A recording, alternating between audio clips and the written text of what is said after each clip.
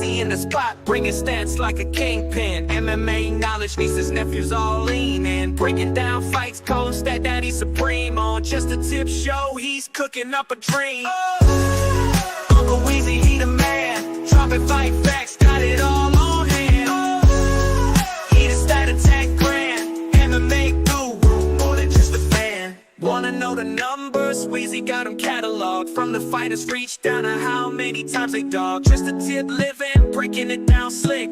Hit you with the knowledge, won't miss a single trick. Uncle Weezy, he the man. Dropping fight facts, got it all on hand. He the stat attack grand. MMA guru, more than just a fan. Those deep predictions, he be making those calls. Getting in the details, opponents feeling small. From jabs to takedowns, got the whole fight ID. Uncle Weezy spitting truth, no lie, keep it G. Blow the horn, blow the horn. Stat Daddy Weezy not showing no scorn. Fight Night Kingdom, he wearing the crown. Break it down for the peeps, never looking like a clown.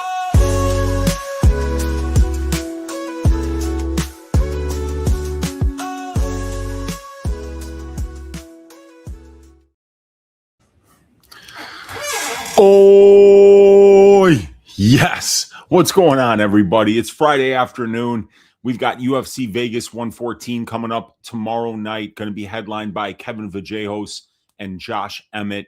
Should be a really fun fight in the featherweight division here. We got a veteran against an up-and-coming prospect, probably almost like a 16-year age difference between these two guys. And obviously, whenever you have that big of an age difference in career trajectory, momentum, you know, there's going to be a big price tag associated with the favorite in Vallejos, and we got that being the case this time with him being around minus 550 in this fight. So I'm going to take you guys through a quick full card breakdown here.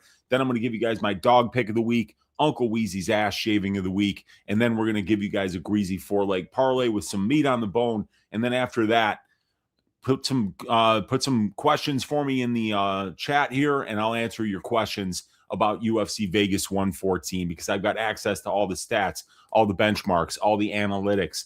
I got over-under betting models. I got prop betting models. I got full fight write-ups on every single fight.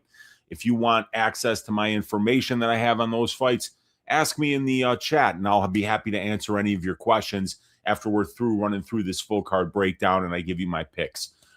So, guys, if you want to support the show, hit the thumbs up, hit the subscribe button, leave me a comment down below, or click the link in the description of the video, which has a 50% off coupon to your first month's membership to the probability stats and content package that I offer on oddshopper.com, the best way to support my work. And this is where you're going to get access to all of my tracked bets, access to my Discord community, access to all of my fight write-ups for every fight, access to my over-under and prop betting models, my matchup stats, my profile stats, my individual fighter stats. It's a tremendous amount of betting information for UFC bettors. You can cheat off of me. I do all the work. You stay home, you relax, and then when it's time to bet, I give you all my information and you make the best bets that you can based on that information. So 50% off your first month's membership down in the link in the description of this video. Best way to support my work if you feel like doing that. But let's get right into the full card breakdown here. I'm going to bring up the screen and we're going to talk about all these fights. Now, some of these lines have moved a little bit since I did my show on Wednesday night for my OddsShopper subscribers.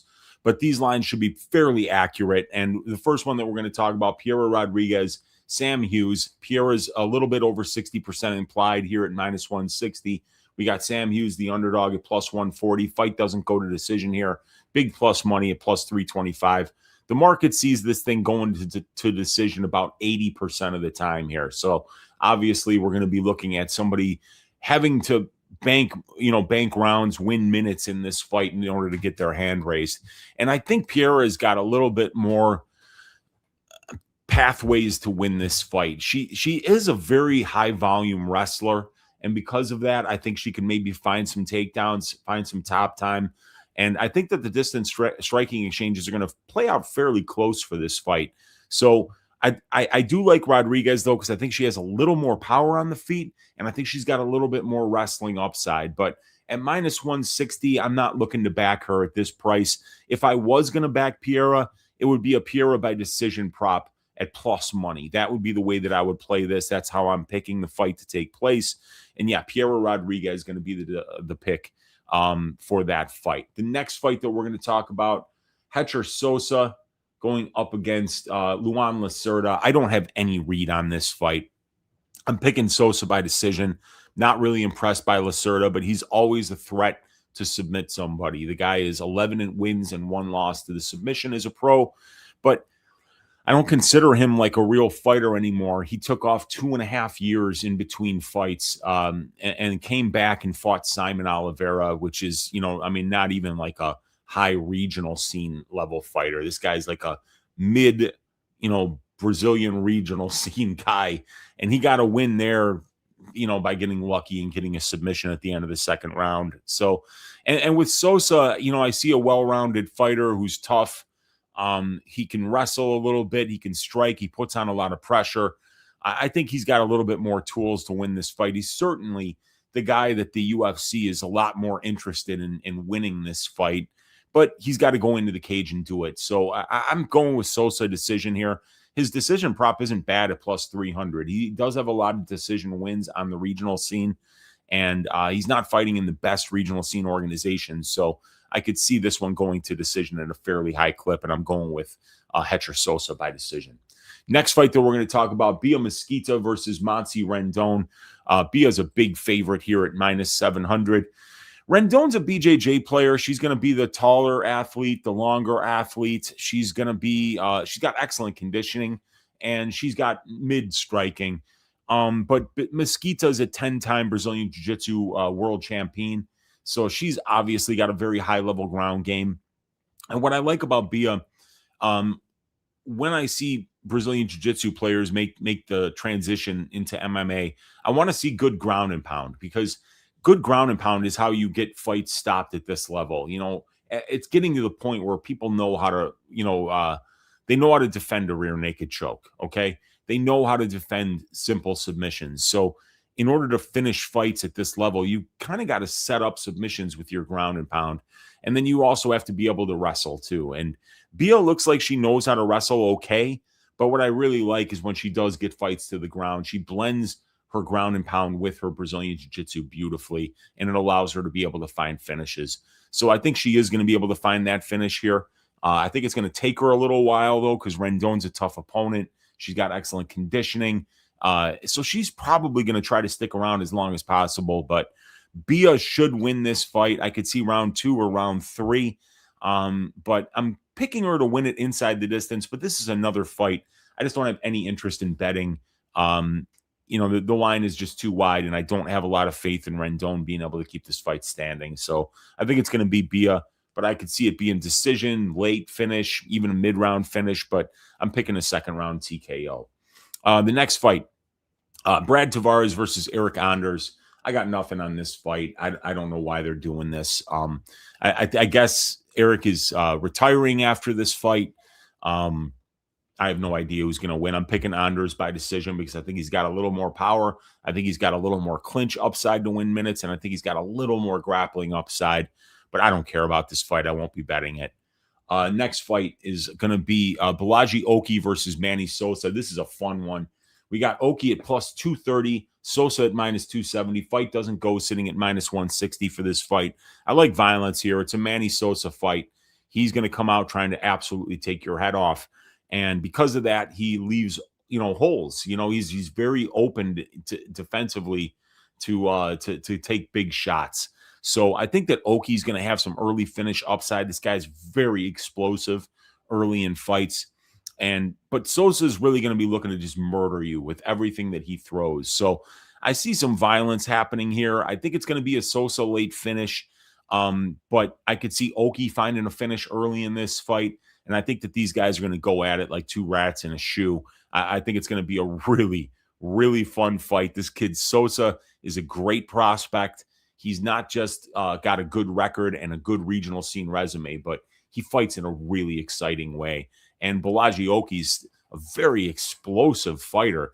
Got a great jab. He can mix in the wrestling a little bit, but early in fights, this guy's explosive and he has power and the ability to be able to finish fights. So really looking forward to this fight. I think it's going to be one of the best ones on the card. I'm going with Sosa KO round 3, but I'd be surprised if this one saw the scorecards. Next fight that we're going to talk about, Elijah Smith sitting around minus 200, going up against Su Young Yu at plus 170. Fight doesn't go at plus 180 for this fight. I'm going with a Smith decision here, but I could see a Smith knockout happening. He's fast. He's got real power in his hands. And the only time Su Young Yu's been finished as a professional was by knockout.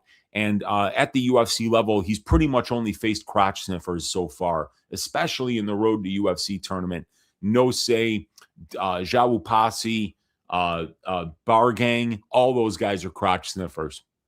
Smith is somebody that can really put it on you standing up because he's fast, he's explosive, he's athletic, and he's very young. So he's going to be making improvements between fights. Su Young Yu, solid minute winner. This guy can get takedowns. He's low volume on the feet, but he's hard to find. He doesn't take a lot of damage there, and he's pretty efficient with his jab. So he kind of does a good job of using his striking to set up the entries on his takedowns. And when he gets takedowns, he is not very aggressive looking for submissions. He will look to stay in top position. He will look to win minutes and bank rounds with his top control, with his ground and pound. And if you take a big chance or make a mistake down there against this guy, he can finish you with chokes. But most likely what he's going to do at this level is use his wrestling and his jiu-jitsu to win minutes, not necessarily to finish fights. So I do think that Smith, who does have a wrestling background, should be athletic and fast enough to be able to keep this fight standing. And if he's able to do that, I think he's going to put it on Su Young Yu, who's very defensively sound. So my pick is decision. But according to my prop template for prop bets, the Elijah Smith KO prop sitting at around plus 430 is extremely underpriced in my opinion, seeing as Su Young Yu has lost a fight by knockout before, and 5 of 9 Elijah Smith wins do come by knockout, and he does have some power in his hands, obviously. So, yeah, I think that the decision at plus 120 is the pick, but the bet would be the KO at plus 430. That's a big number, and I think that Elijah's got a good chance to find that knockout. All right. Next fight that we're going to talk about, Vitor Patrino versus Stephen Asplund. We got Patrino sitting at minus 275, Asplund sitting at plus 235, and the fight doesn't go to decision at minus 220 for this fight. Stephen's got a lot to work on with his ground game, and Vitor is somebody that absolutely can exploit the hole in the takedown defense, get-up game, and submission defense of Stephen Asplund. So I do like Patrino. I like him to win this fight inside the distance, and I like him to win this fight by submission. He's a Brazilian Jiu-Jitsu black belt. He's got a very good ground game, and he's got the ability to get takedowns too. I mean, when we look at his stats, which are over here on my stats product, so Patrino over here in the grappling stats, he's averaging 3.37 takedowns per 15 minutes on 6.55 attempts. So he's getting his takedowns at over a 50% clip. He outcontrols his opponents 37% to 9%, winning 80% of the control time positions in his fights. And we've seen Stephen Asplund just be really kind of raked over the coals by Denzel Freeman in LFA when we realized that Stephen's not a wrestler, man. He's a striker. He's a very good striker at that. So this is going to be an IQ test for Vitor Patrino. If he fights like an idiot, he's going to stay standing and he's going to box with Stephen Asplund. And that is going to give Stephen a very good chance to win this fight. So if you think Vitor Patrino is an idiot, and he's dropped the ball a couple of times before, he was minus 300 against Dustin Jacoby, got knocked out. He was minus 400 against Anthony Smith, who was very close to retirement and got guillotined. So Vitor has dropped the ball a couple of times.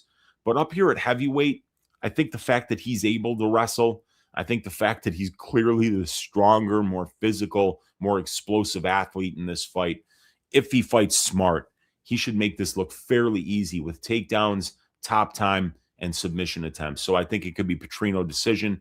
I think it could be Patrino ground and pound KO. I think it could be Patrino submission, but I'm going to go with Vitor Patrino to win this fight by second round submission. The next fight that we're going to talk about is going to be Chris Curtis going up against Mikey Orolbai. We got Curtis sitting around plus 300. Mikey about minus 360, minus 370. Fight doesn't go to decision here, sitting at plus 105 for this fight. I'm going with Mikey Orolbai to win this one by decision here. Chris Curtis is a very durable guy. He could take big shots on the feet. He's got solid takedown defense. I think he's been finished twice in his career, and one of them was he fought twice in the same day and lost the second fight to Ray Cooper, I believe.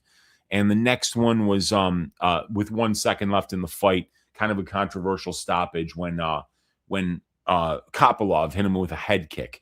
So Chris Curtis is going to be a very difficult guy to finish, but he's getting up there in age, and he's fighting a much younger fighter here in Orolbai who's well-rounded. He's got very good wrestling, and he's got a really suffocating top game when he starts to wrestle. But I think that Orolbai is going to win this fight. I think he's going to be able to keep things close on the feet here against Chris, but I think the threat of the wrestling is going to slow down Chris Curtis's offensive output a little bit, and I don't think Chris is going to be able to, really push a grappling heavy pace for three rounds in this fight against somebody like Orolbai, who that's his game. That's what he does well.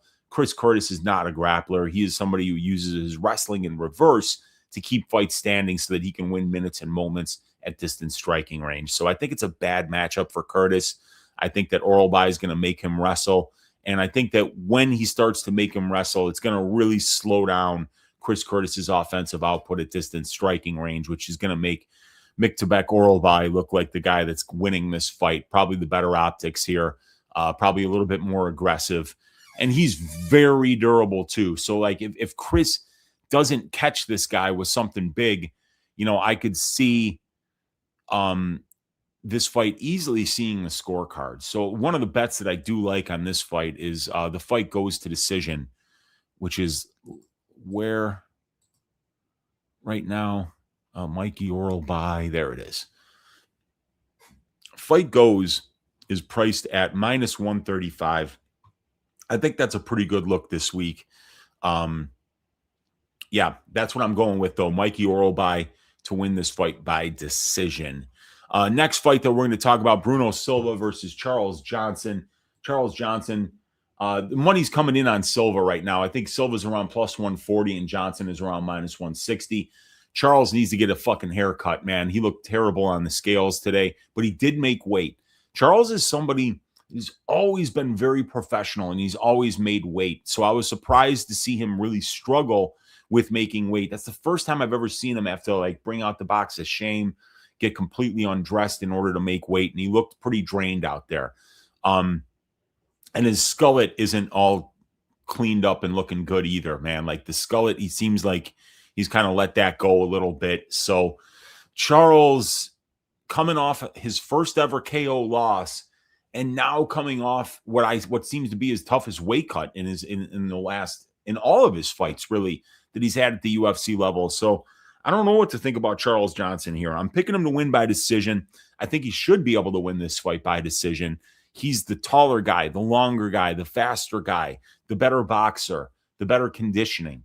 But Bruno Silva is somebody who can find ways to win moments. And I think if this fight took place before the Perez fight, before the first time we ever saw Charles Johnson actually get finished in a fight, that Charles would be like minus 300, minus 350 here. Because people would be saying, well, Bruno Silva's not going to win minutes against Charles Johnson because that's just not his game. He's going to have to finish this dude in order to get him out of there. And before the last fight, people would have probably said, well, there's no chance he's finishing Charles Johnson. But Charles Johnson got knocked out in round 1 by Alex Perez. So that was odd. I wasn't expecting to see that, man. I had Charles Johnson winning that fight by KO. So I'm picking Charles Johnson, picking him to win by decision here, but no action on this fight. I mean, I can't get a Charles Johnson fight right to save my life. So I'm just staying away from this one. But the pick is Charles Johnson by decision. And the more money that comes in on Silva, the more tempting it is to get in there and actually bet the Johnson side, because he tends to look good after bad performances and look bad after good performances. So he's a high variance fighter. Now that he's coming off a very surprising loss, he probably gets a win here. And I think it's going to be by decision over Bruno Silva. Next fight is going to be Omar Sy going up against Iwan Cutelaba.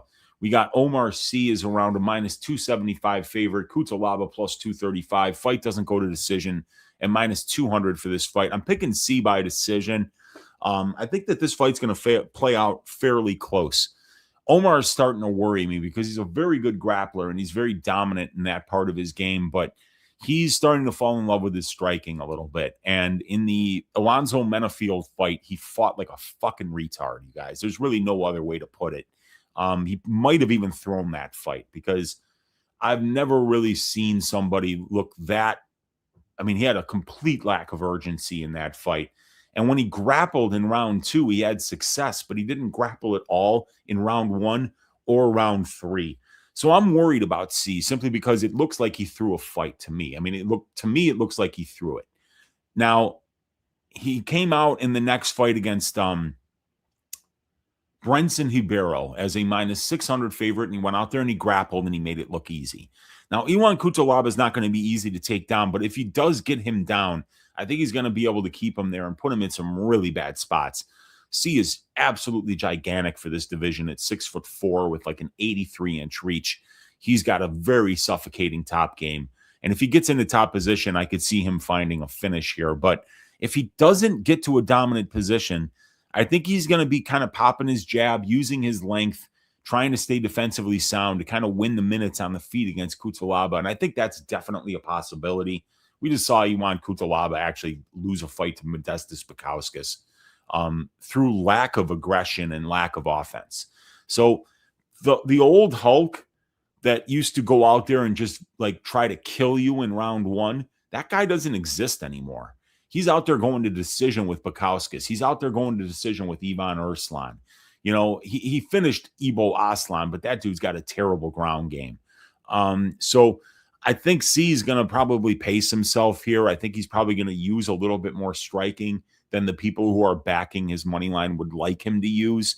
But I think he's going to get his hand raised here. I'm not exactly sure where Iwan's going to win minutes in bank rounds against Omar unless Omar just fights like a fucking asshole like he did against Alonzo Menafield. And maybe, but I mean, like, what's the point of throwing the fight when you're only minus 275? You know, when you're minus 900 like he was against Menafield, he got paid to throw that one. But this one, there's no point in it. So I'm going to go with Omar Sy to win this one by decision. The next fight, Marwan Rahiki versus Harry Hardwick. We got Marwan minus 275, Hardwick plus 235. Fight doesn't go to decision here, sitting at minus 200. I'm picking Hardwick here. This guy Rahiki's awful. He's fucking awful. I mean, he got a contract because his opponent only had 1 round of cardio, but this guy has some of the worst distance striking defense that I've ever seen. I saw him get wrestled by a midget, like a 125er, on the Australian regional scene where there's no wrestling.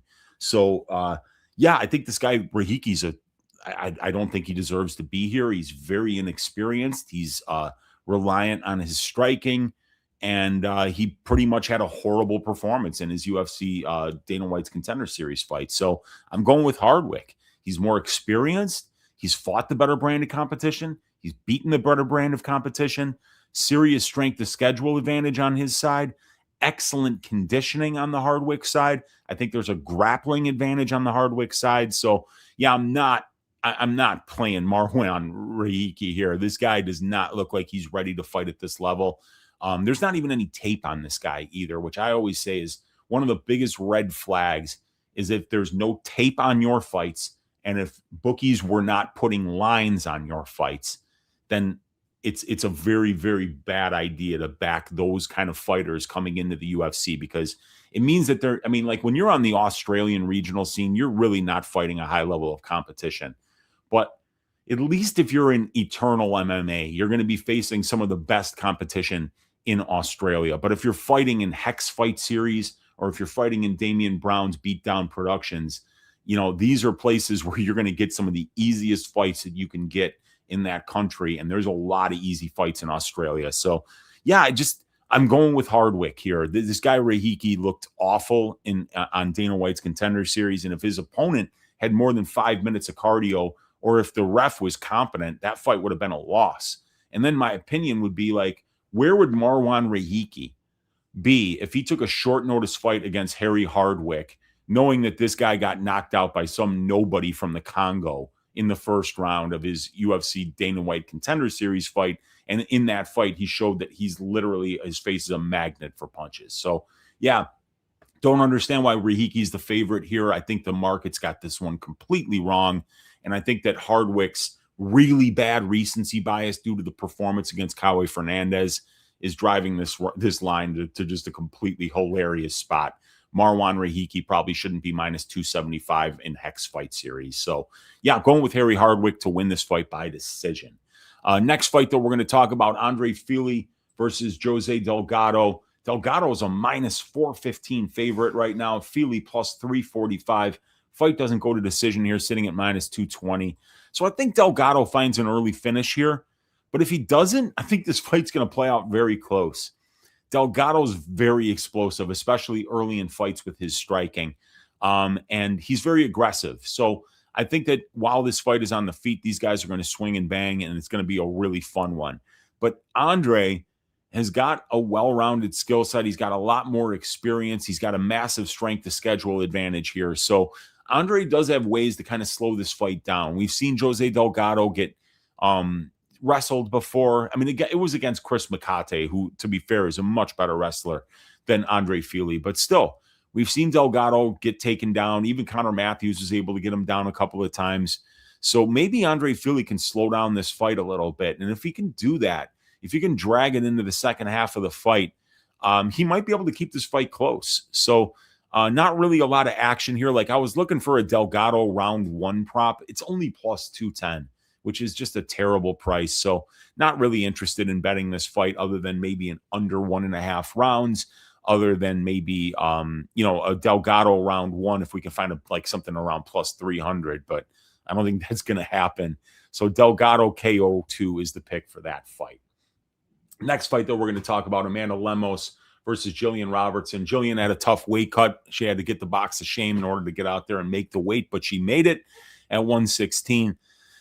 And I think Lemos is a live underdog here, simply because Jillian has struggled with physicality and powerful strikers in the past. And Amanda Lemos kind of fills both of those bills. And, if Robertson were to beat Lemos, this would be by far her best win in the strawweight division thus far. So Jillian is going to have to get takedowns here, because if she doesn't get takedowns, Amanda Lemos is going to destroy her at distance striking range. So when you see, one fighter having an advantage in one place and another fighter having an advantage in another place, and you see a big line, you got to ask yourself, is Jillian definitely going to get these takedowns? Because what this fight reminds me of is Manny Torres versus Grant Dawson, because Grant was having trouble getting close to Manny. It was clear that he was worried about closing the distance because of Manny's power, and he just looked lost out there. He shot one single leg from way out, and I was like, I already knew when he shot that single leg, I'm like, oh my God, Grant Dawson's cooked. He has no chance to win this fight. And so if Jillian's not comfortable using her striking to set up her entries on her takedowns and isn't doing that in a way where she's not shooting from way outside, she's going to get pieced up if she doesn't get these takedowns. So I think Lemos has got a path to victory here. But when I look at the stats, what really worries me about Lemos is she's got dog shit fight IQ. She never knows when to stand, and she never knows when to grapple. And she'll get out there and grapple against grapplers. And she'll get out there and grapple against girls who can't strike at all. The Yasmin Lucindo fight. Why the fuck was Lemos wrestling there? I know she won the fight with her wrestling, but she would have destroyed that young lady on the feet, Lucindo, but she chose to wrestle for some reason. So I think the problem with Lemos is that she actually fancies herself a grappler. That's why she keeps accepting fights against much better grapplers than her. Look at her last 4 fights, or last 5. Zhang Weili, monstrous grappler. To Mackenzie Dern, one of the best grapplers. Virna Jandiroba, one of the best grapplers. Tatiana Suarez, one of the best grapplers. And she went 1-3 in those fights. And she arguably lost the Dern fight too. So, she's just not doing well against grapplers, and she spends entirely too much time in control time positions. You can see here that Jillian Robertson only spends 36.6% of her distance striking, of her octagon time at distance striking range. But for Lemos, it's only 43.4. So even Lemos is spending more than half of her UFC octagon time in control time positions. So Amanda's 38 years old. She's not going to all of a sudden be smart one of these days. She's probably going to continue fighting like a dumbass. So in that case, I think Robertson gets her down and then potentially maybe gets a finish, but I think the more likely path is that she winds up winning this fight by decision. So Jillian Robertson by decision is the pick. And the main event of the evening is Josh Emmett at plus 400 going up against Vallejos at minus 550.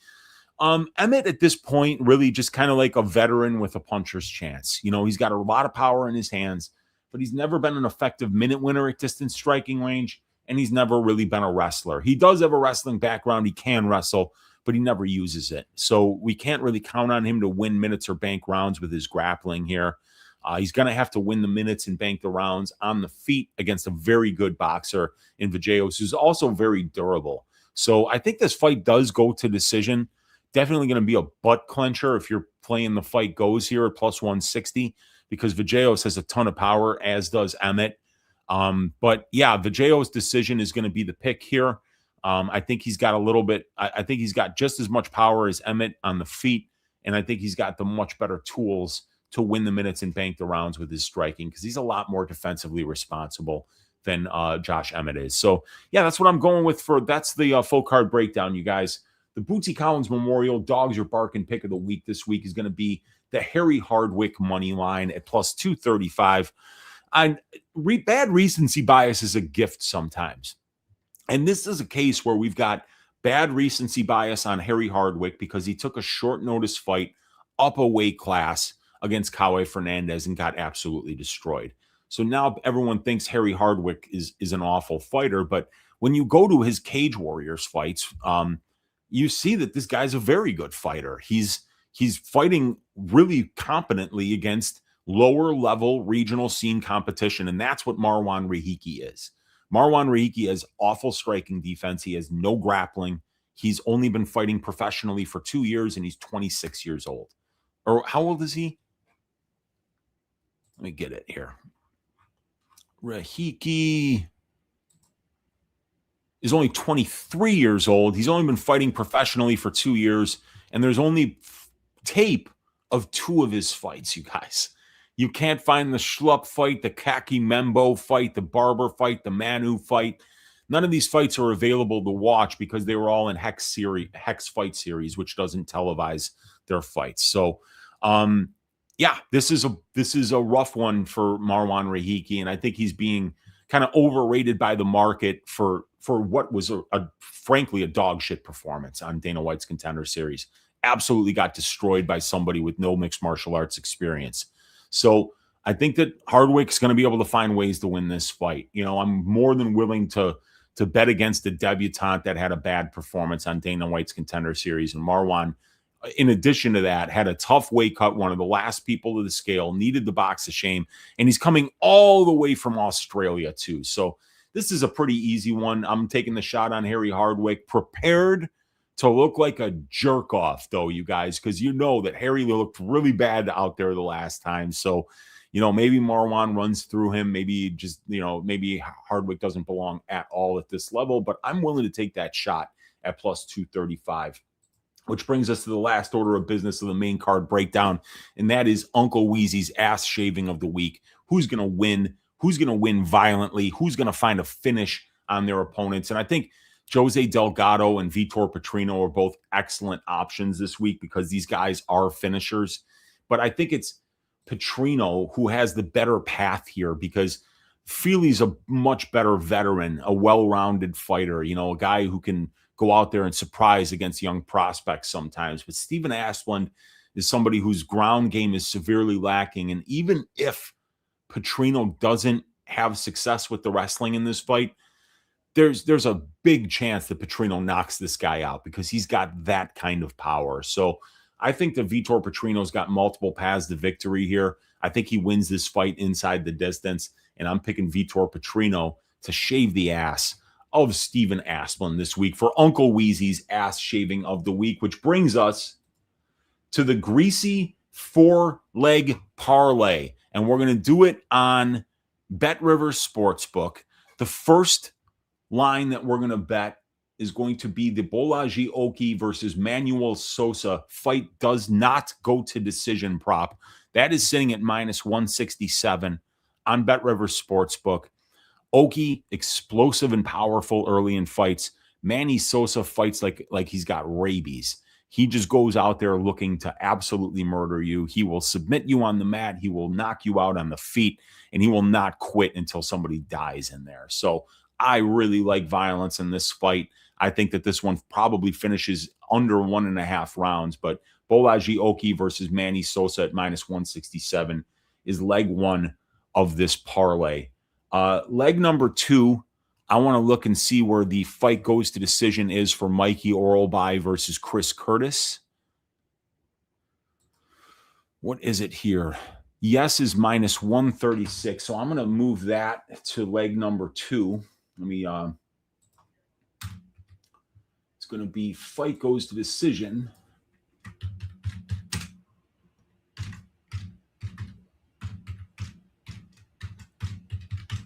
And that is at minus 136. All right.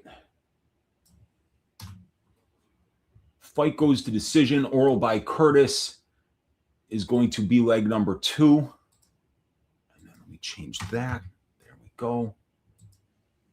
So that minus 136, along with the fight doesn't go to decision for Oki versus Sosa at minus 167, brings this two-leg parlay up to plus 178. So violence in the Oki-Sosa fight.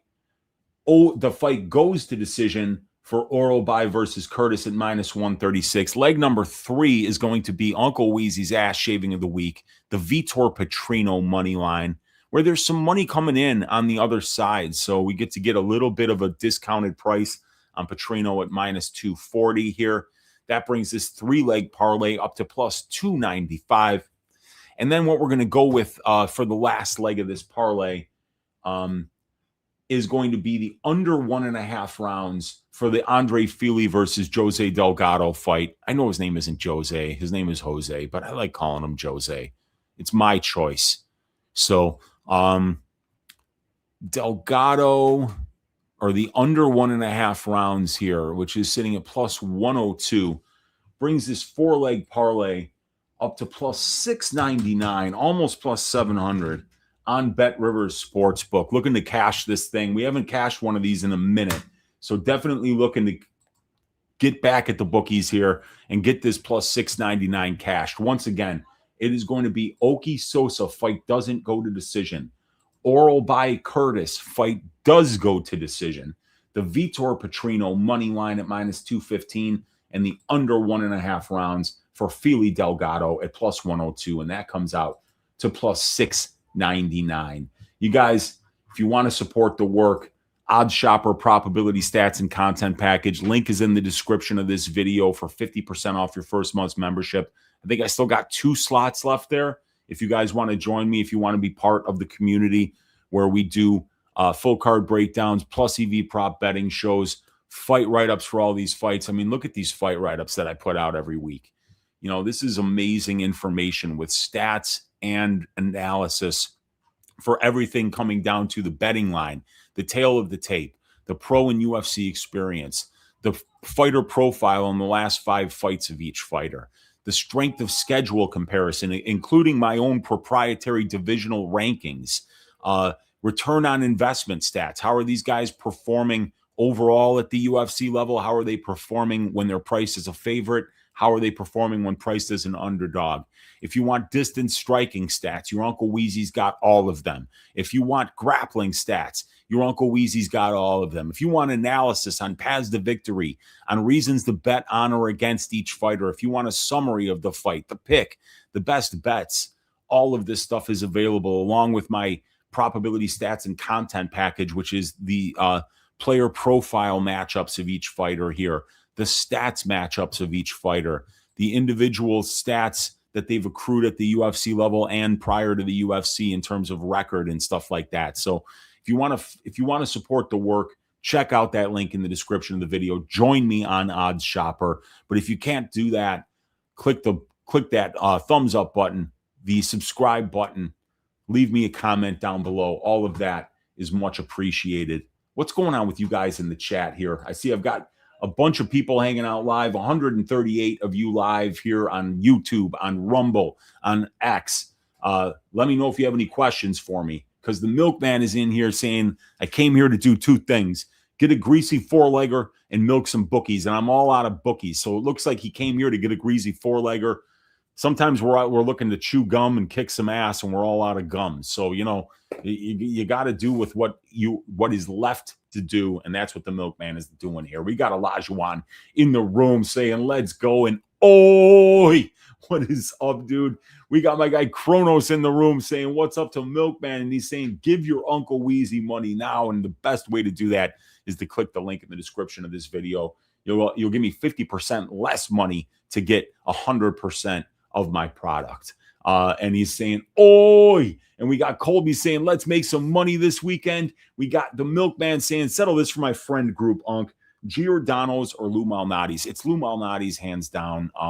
Lou Malnati's is the best deep dish pizza in the city. Giordano's is like a nice third place. You know, like you want to go Lou Malnati's first, then you're going to go to either Uno or Due or Gino's East. And then after that, you get the Giordano's pizza, which is third rate, but third rate in Chicago is still better than first rate just about any place else in the country. Smooth Cat in the room saying, this is the perfect distraction from the work I'm supposed to be doing on Friday afternoon. It's good to have you hanging out in here. We got Minnie Moose saying, let's go, Uncle Wheezy. We got Dick's Insider saying, Profit, I've been trying to find if any fighters on this card is an Iridium fighter and or potentially managed by Jason House, but it's not clear. I don't know of anyone yet, though. Must be vigilant. Yeah, you're always looking for those guys to perform in odd ways. You know, if they're supposed to finish the fight, pick the fight to go to decision. A. Lou saying that he trained with Josh Emmett in the build-up. It's insane how good he is. Yeah, dude, that's the thing. I mean, like, just because you're losing fights at the UFC level, it doesn't mean that you're an absolute fucking killer. And a guy like Emmett is clearly a killer. He's been around forever. He's fought only the top level guys in this division. So he might not win this fight, but the guy is fucking good. That is for sure. Josh, or my guy Sam is saying, what's up to the chat? Good to have Sam hanging out in here. And we got Chama saying Orolbai, Smith, and Freaky Rahiki. I'm picking two of those three guys, but I think Rahiki's terrible. We got Sam saying, great to see our Uncle Wheezy good and early this Friday. Yeah, man, I've got shit to do later on today. So I've got to get this one over with and go out there. And I got grocery shopping to do today. I've got other stuff to do today. So needed to get this show out of the way so that people could watch it and I could get my stuff done today. So C. Kurz is saying, oi, Uncle Wheezy. What is up, C. Kurz? Dixon saying, Prophet, I'm concerned because Charles Johnson couldn't handle me telling him to put the fries in the bag with this picture of him in a McDonald's fit, and he blocked me. If he can't handle this, he can't handle Bruno. Yeah, we'll see, man. We'll see. I'm picking Johnson to win. He had a tough weight cut, though.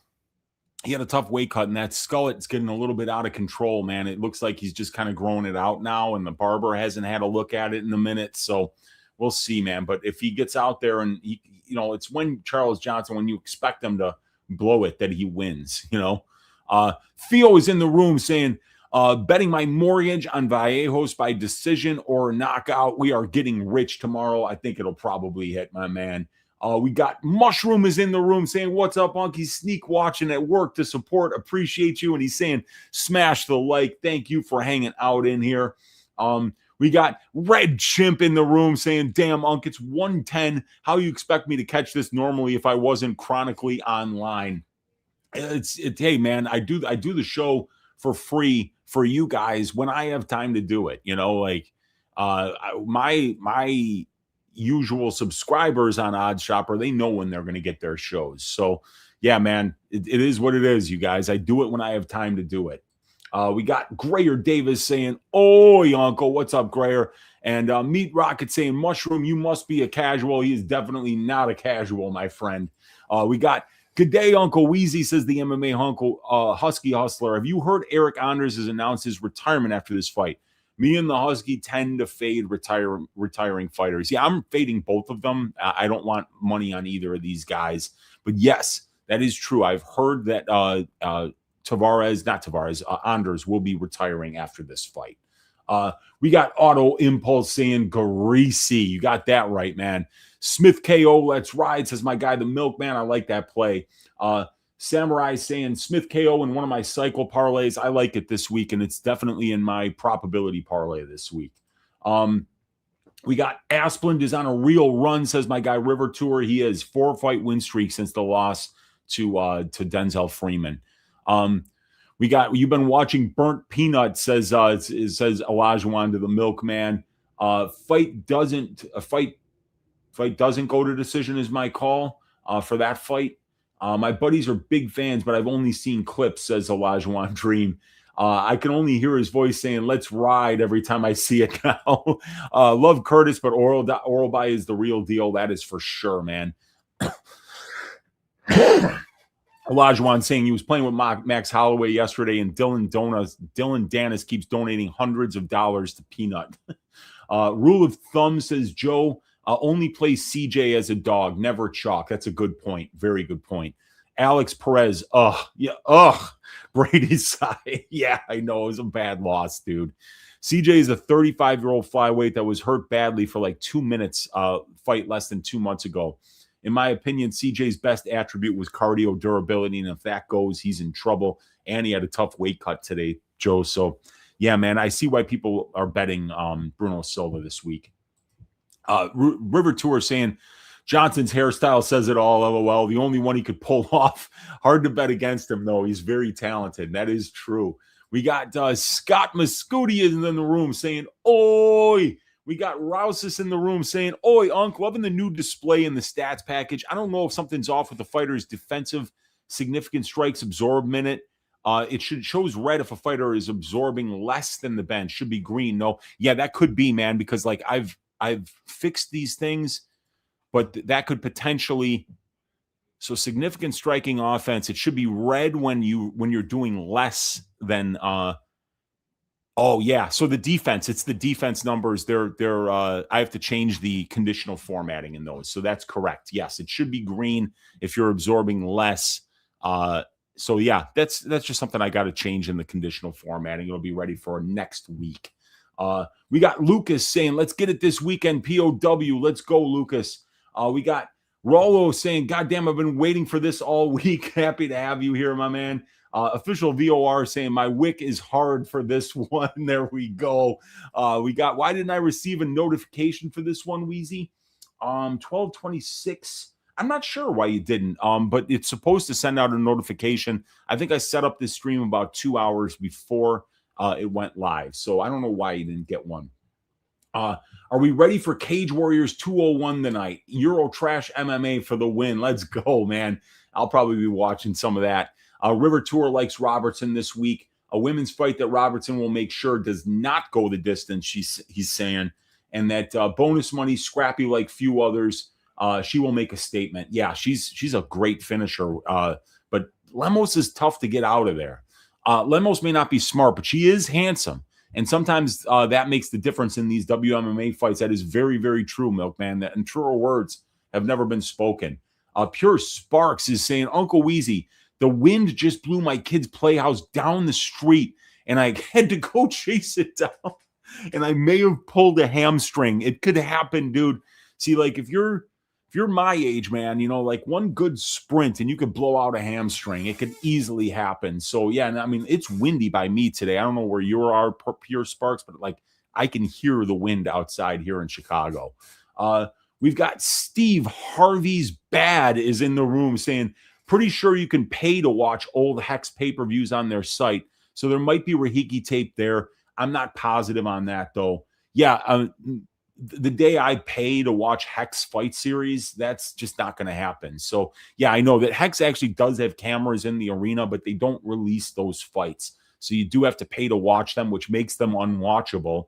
And in addition, like the bookies don't even set lines on Hex Series fights. So I don't consider it a real promotion. People forget, man, Fili beta C-Rod that long ago and looked good. Yeah, I know. And C-Rod's, a young fighter. So it's obvious that he can still go out there and beat some of these young up-and-coming prospects if they're not ready for this level. And unfortunately, C-Rod is somebody who pissed away so many weight cuts that he wound up having to be forced up a division of 145, and he's just not a 145er at all. He's a 135er who was too lazy to cut weight. So I'm not sure if that win is going to translate against somebody like Delgado, who's got a lot more power, but we will see. Dixon is saying, Prophet, for DFS purposes, who do you think has the higher ceiling or percentage of being in the optimal lineup between Piera and Jillian? Well, what's the difference in price? Because I would say Piera, because Piera is the kind of fighter who will get more takedowns. If Jillian gets one takedown, that's the round. She's not going to let you back up. Piera might get 3 or 4 takedowns in a round. So I could see, because I'm thinking Jillian is going to go to decision, I could see Piera potentially outscoring Jillian, not by landing more significant strikes necessarily, but by getting multiple takedowns in top time. Rahiki versus Schlupp is on YouTube. Oh, is it really? I didn't know that one. I missed that one. But the only fights that I saw were the Dana White Contender Series fight and the very first fight of his pro career, which was against a flyweight wrestler who had a lot of success wrestling him, actually. Rollo is asking, what is your favorite money line this week? I like Harry Hardwick as an underdog this week at plus 235. And I think that if you're going to lay juice, somebody like Patrino at minus 225 isn't the worst look this week. It's crazy to say, but I think my favorite money line this week is Harry Hardwick at plus 220. And then I think if I was going to lay juice, my favorite money line would be Vitor Patrino at minus 225. That's probably my two favorites this week. The Anders line got steamed to the tits, says my guy, The Solution. Yeah, it did. He's got a lot of money coming in. I don't know if there's some news out or something. Yeah, Patrino is a professional bed shitter. I can't see any value in his money line. He's done it before. Price. I get it. I get it, man. He blew it as a minus 300 against Jacoby, as a minus 400 against Anthony Smith. So yeah, wild stuff, man. He can blow it. And like I said, it's an IQ test, Price. If he fucking fails the IQ test, he might not win this fight. My guy, the Grateful Dude in the room, saying great stats and write-ups, well worth the price of admission. Truly appreciate you, Grateful Dude, one of the supporters of my product since the very early days when I was still on Patreon back then. So truly appreciate you, Grateful Dude. Milkman saying y'all should really sign up for the Odds Shopper. Thanks a bunch if you don't have time, or helps a bunch if you don't have time to do in-depth research. Thanks, Unc. Well, thank you for signing up, Milkman. Truly appreciate you for being a part of the team here, man. It's great to see you in the Discord. And yeah, man, if you guys want to be a part of the team, click on the link in the description of this video. You'll get 50% off your first month's membership, and you'll get access to all of those stats and analytics and models and benchmarks and write-ups that I do every single week for these cards. You really have got to see how much work I put in there. And I put it all out for free last week, hoping that some of you guys would sign up and say, like, this is a really good value. So there's still time to do that and still get 50% off your first month's membership if you click on the link in the description of the video. The man, the myth, the legend, glad to catch you live, even if at the end. Good to see you in here, Randall. I hope all is well, my man. We got Rampage EFS in the room saying Jillian was limping at the weigh-ins. Yeah, I think she was, but also she had a tough weight cut. So, when you're cutting all that weight, you might just be limping because your muscles might be cramping up or something. So we will see. I think she'll be fine for the fight. 138 views with 22 likes is gross, says my guy Chef Slap. Smash that like button. Appreciate you, Chef. Thanks for hanging out, man. Jeff K in the room saying, Oh, dude, Wheezy, what's up, dude? I'm going to be taking over as owner of a gym here on the Northwest side soon. You'll have to come visit. Yeah, I will, man. I'd love to come meet you sometime, Jeff. And frankly, I need a new gym membership. My Planet Fitness, which is right around the corner from me, they don't even have a goddamn bench there. No bench. Like, you can't just get on a flat bench, put weights on either side and do a flat bench press. Like, you have to go to a squat rack, where there's 5 other people hanging out, and then put like the flat thing underneath it, and then just do the bench on the squat racks that they have there. It's crazy. So yeah, man, I could use a new gym membership. But I will definitely come visit. DM me on Twitter. Let me know where it is and when you're going to be there, and I'll pop in, my man. Genova 7 in the room saying classic They Live reference. Rest in peace, Rowdy Roddy Piper. They Live is such a good movie, man. I love that movie as a kid. The glasses, seeing them when you put them on. John Carpenter, I believe. And yeah, I'm here to chew some bubble gum and kick some ass, and it looks like I'm about out of bubble gum. Our guy, Roddy Piper. And that movie has one of the best fight scenes. Roddy Piper fights some big black actor. I forget who it was, but they beat the fuck out of each other. Like the fight scene lasted like 15 minutes, and they each landed about 35 knockout blows to the other one. It was one of the funniest fight scenes I've ever seen in any movie, but They Live, an absolute classic. Good to see you hanging out in here, Genova. I hope all is well, my man. We got Isaac is in here saying, break down the Brad Tavares fights for the degenerates. Nah, man, I'm not that big of a degenerate, and I got things to do today. But like I said, man, I broke it down. It's 2 sentences. I said, I think Anders got a little bit more power. I think he's got a little bit more upside to win minutes in the clinch. And he's got a little more like wrestling upside. So I think he wins it by decision, but I'm not touching the fight. Rollo saying, I was so disappointed in the win by decision prop for Rodriguez. Didn't hit last week. Ferreira got decimated by the hand of God. I still think that was a good call from you.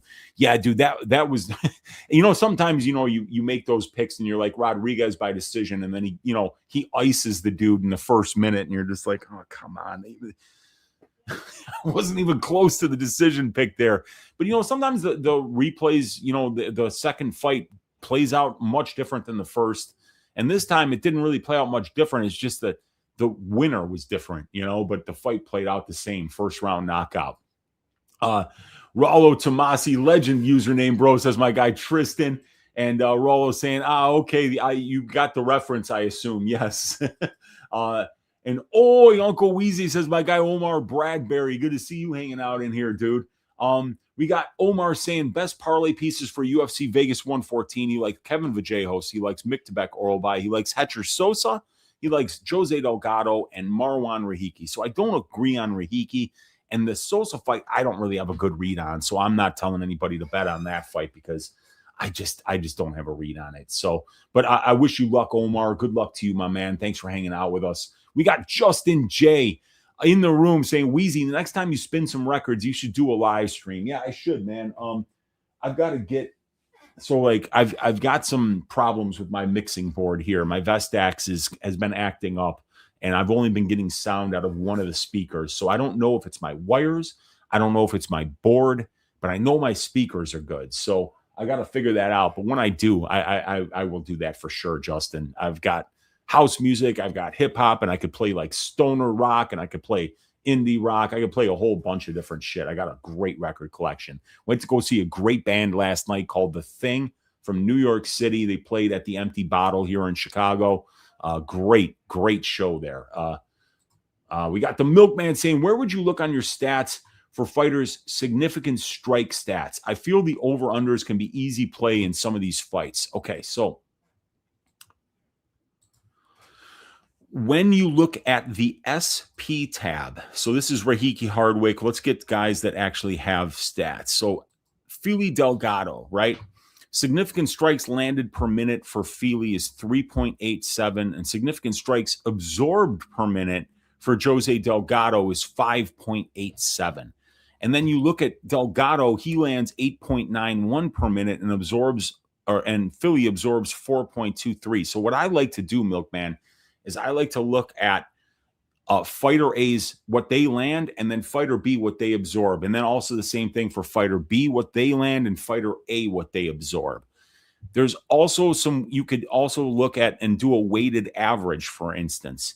But I think the best way to look at it is to look at the distance stats and then determine how many minutes are going to be spent at distance striking range. You know, if you think that this is going to be a grappling match, it's better to bet unders in significant strikes. And here's why. So like right over here, I've got all the benchmarks for the division, right? And you could see it right here. When fights are at distance striking range, the average amount of distance strikes landed per minute is 4.82. But when fights are in control time positions, the average amount of strikes landed in the featherweight division is only 2.14. So one of the great ways to bet over-unders in significant strike props is to kind of try to do the mental gymnastics to figure out how much grappling there's going to be in that fight. Because we know on average, less than half the amount of significant strikes landed per minute happen in control time positions as compared to distance striking positions. So you want to look at not just the significant striking numbers, which are over here, right? And that's offense and defense. These are the offensive numbers. These are the defensive numbers, right? But you also want to look at the distance striking and see if there's big changes between the amount of strikes landed, right? And it's the same thing here with Delgado. You know, he lands 8.91 per minute, but at distance he only lands 7.86. So he's landing a lot of ground strikes because he hurts somebody and then goes down there and lands 5 in like a second, and then the fight's over. So yeah, you have the offensive and defensive numbers. And if you're looking for Fili and strikes landed, you want to look at Fili 3.87 landed and Delgado 5.87 landed. So you think that Fili might actually land more than 4 significant strikes per minute here because Delgado is not great defensively and because he's very aggressive. But then again, the fight might, because both fighters are, because of how aggressive Delgado is, maybe you consider that the fight ends early. So significant strike props are very tricky to handicap because not only are you handicapping the amount of time that the fight is going to last for, but you're also handicapping what positions the fight is going to take place in. And you want to bet overs if you think there's going to be extended distance striking exchanges, and you want to bet unders if you think that there are going to be a lot of grappling exchanges in the fight. We got my guy M. Tess is in the room saying, loving these morning live shows. Good to see you hanging out in here, my man. We got Brandon saying, what's your take on JDM minus 125 versus Protest? Good line. I would like Protest. I think that pre-tape and pre-write-up, I would prefer Protest's length. I think he's a little bit more powerful than JDM. But it's a 5-round fight. And I do worry about Protest going for 5 rounds because he takes long stretches off. He's not always aggressive. But, yeah, I kind of like Protest there. But I haven't looked into the fight yet. Omar saying, I don't know. I don't even know who those guys are, dude. I don't watch boxing. We got Rolo saying, Wheezy, what do you think is maybe one aspect of MMA betting that is most overlooked if you had to name one? Ah, man, I don't know. That's a good question. I think, like, for me, one of the most important things is understanding that every line converts to an implied probability, you know, and we see that here, like on my over-under bets, you know, minus 250 is the line, and that means 71.43% implied probability. Minus 185 means about 65% implied probability. And I think that when you start to convert betting lines into implied probabilities and then compare that up with a model, determining how many times the model sees what, you know, how they see the fight going and determining whether there's value there, I think that's overlooked by a lot of people. And I think bad recency bias, bad short-term recency bias on young fighters bringing you cheap prices can sometimes be something that's very often overlooked as good bets. is somebody that's coming off the worst performance of their life, but isn't necessarily an older, washed fighter. Might be somebody who just came in with an injury that you didn't know about. Might be somebody who just had a bad weight cut that you didn't know about, but they get to bounce back in their next fight. So I think definitely recency bias is something that's very important, and I think people need to look into more. Blue-Eyed Samurai is in the room saying, damn it, I'm late.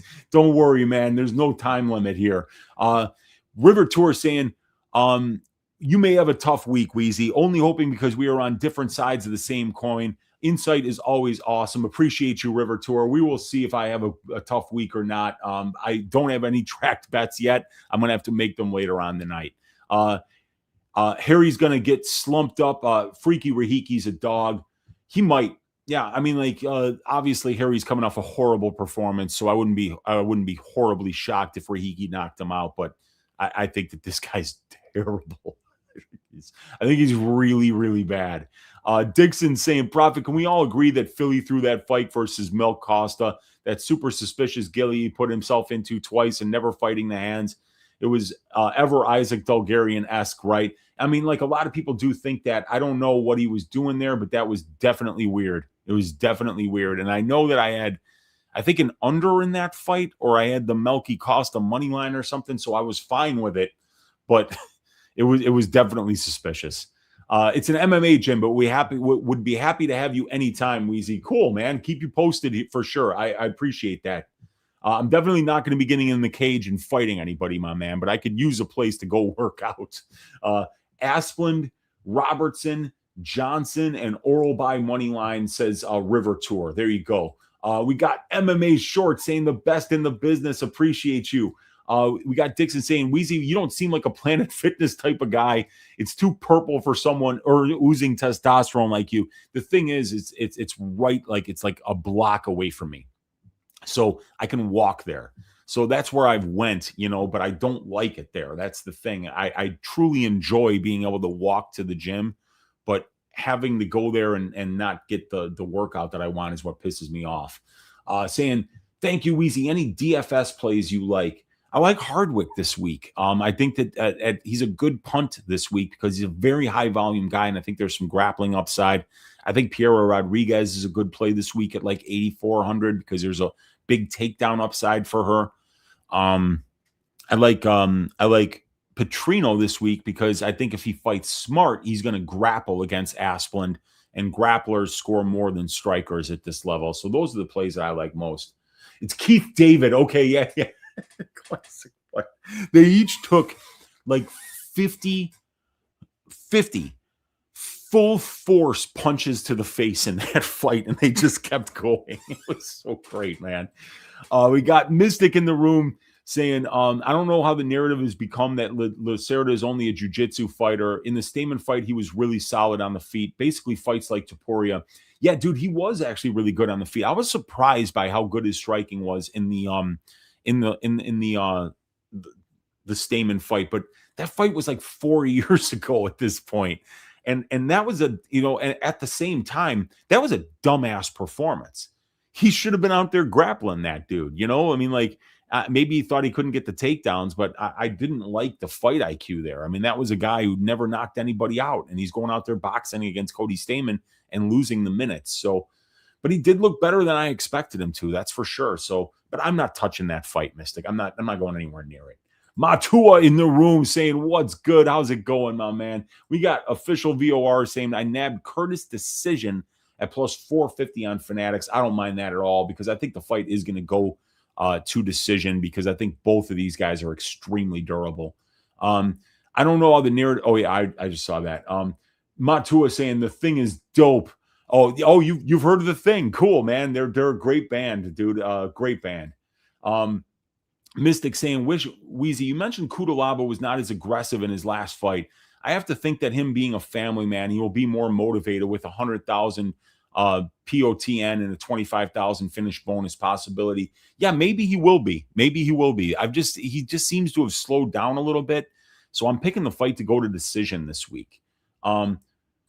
Wheezy, what is your main goal this year? So like, my main goal was to, I think there were two. It was to improve the products, to make my stats product more user friendly for people, and to get more people on my Odds Shopper subscribers. Like coming here and doing work for free is fine. I like chatting with you guys and doing the content and stuff like that. But this is a lot of work that I put in here. These stats packages don't create themselves. I have to create them. And it's a lot of work. So, I'm trying to automate things so I don't have to put as much work into this in order to produce this stats package every week. But I really want people to sign up. That's my goal. My goal is to double my subscribers this year. And so in order to do that, I'm going to need to do more promotion on YouTube, do more free content, but also, try to push people to sign up for that product. And in order to do that, I've got to make the product as useful and good as possible so that people will be like, wow, this is worth paying $25 a month for. So it's definitely pushing this to get more people to sign up is what my main goal is this year. And Matua saying, Weezy, you do a lot of work for this. Jesus Christ. Yes, I do. Yes, I do. And I don't make a lot of money for it, honestly. So, I've got to keep marketing. I've got to keep pushing people to try to sign up for the probability stats and content package, because putting this much work in weekly for the amount of money that I'm making doing it is getting tough. It's honestly getting tough. I need more people to sign up. Give me all your Adderall, Weezy. I don't take Adderall, man. It's Chicago tap water that keeps me fueled. All right. Kyle bets badly, saying the big dog was in the building and I didn't even know it. Appreciate you, Kyle. We're right here, man. We're breaking down fights. We got Milkman saying, thank you, Unc. Help me out a lot on that. Yeah, good, man. Like I say, dude, everybody that's on the probability stats and content package, if you have any questions, please, for the love of God, ask them. Because I know that this product is a ton of information.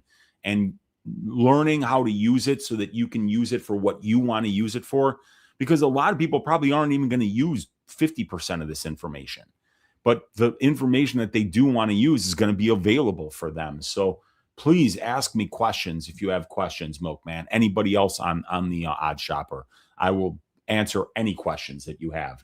Pratis by sleepage. JDM gets hit too much and not powerful enough to get him out of there, and then there's the height and the reach advantages to deal with too.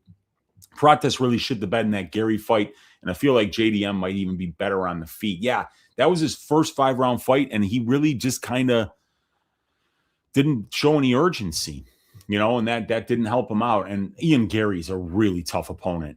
Excellent question, Rallo, says my guy Matua. We got Rendog 520 saying number one most overlooked aspect in all betting is bankroll management, and that is very, very true. You've got to really watch that bankroll and stay to your unit size.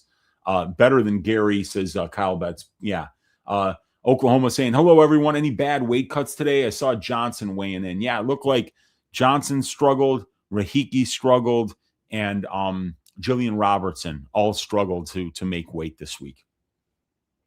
My guy Remdog saying, glad to catch the show, Weezy. Have a great weekend. You do the same, my man. And saying, even still, I bet that guy's MMA gym has more benches available than lame-ass Planet Fitness. I am sure that is true.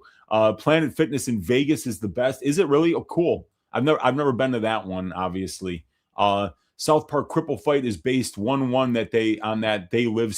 Yeah, I think that might be true, man. That is such a funny one too, man. Blake saying, Uncle Weezy, let's go. Good to see you hanging out in here, Blake. Weezy, Hamzat minus 400 over Strickland too much? Probably not. Probably not. He probably easily cashes that one at 5-unit bet at minus 400, cash 1.25 units. I don't think anybody's beating Hamzat if he shows up. Uncle Weezy, what do you think about Hughes plus 3.5 points handicap and minus 185? I don't mind it, man. I don't mind it at all. I think that it's going to be a very close fight. I think it's going to be a very close fight. Dixon saying, everyone smash the like before we go. Appreciate you. And ring a ding ding. My guy Rolo Tomasi with the €2 donation there saying, thank you so much for answering my questions. Thank you for Thank you for being in the room with us, Rollo. Truly appreciate you guys. One more time, if you want to join me, Odds Shopper, probability stats and content package, link to that is in the description of the video. Half price off your first month's membership, and you're going to get access to all these phenomenal stats that I put out every week for my Odds Shopper subscribers. You get my full card breakdown, balls deep breakdowns with Uncle Weezy. You get my prop betting show, Probability with Uncle Weezy. We got fight write-ups, we got stats packages, we got track bets, we got Discord, all of it for $25 a month. And if you click the link in the description of the video, you get 50% off your first month's membership. Best way to support the work. Hit that thumbs up on your way out, everybody. Hit that subscribe button if you haven't, and leave me a comment down below, and let's stack cashed tickets like flapjacks for UFC Vegas 141. Have a great weekend, everybody. Talk to you later.